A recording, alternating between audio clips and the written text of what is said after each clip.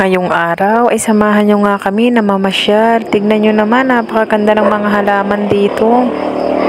Meron nga kaming pinuntahan at may titignan nga kami. Kasama ko nga pala si Baby James at si asawa. Naglalakad-lakad na nga kami dyan sa mga oras na yan at may nadaanan nga kami ng mangga na nagbobomba. Nandito na nga kami sa aming pupuntahan. May titignan nga lang si asawa dito at may tatapasin nga sila. Ito na lang muna nga ang sa sideline nila. Grabe, nandito na nga kami at tignan nyo naman at napakadami ngang mga halaman dito. Napakaganda talaga kapag may halaman dito sa mga bahay.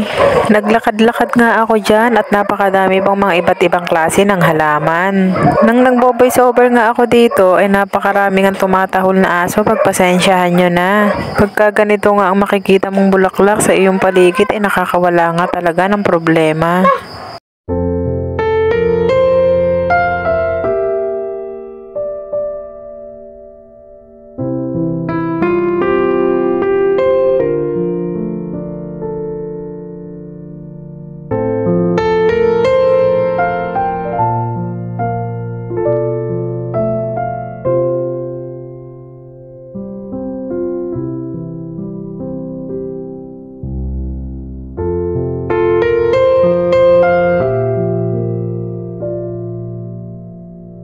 Naglibot-libot pa nga ako dito sa may gilid at tignan nyo naman, napakadaming tanim. Meron din nga ditong kubo at marami nga ditong mga tanim gaya ng mga papaya, gaya ng mga kamatis.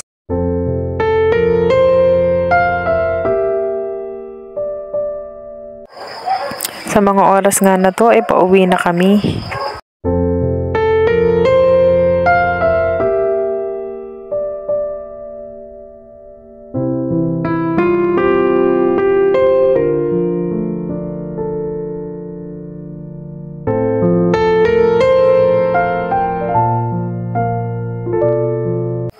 Pagkatapos nga namin makauwi niyan ay inayos ko na nga itong bubong namin at napakarami ngang agiw ng mga sapot-sapot. Napakadami nga ng mga sapot dito sa bahay kaya nagpaspas na din nga kami.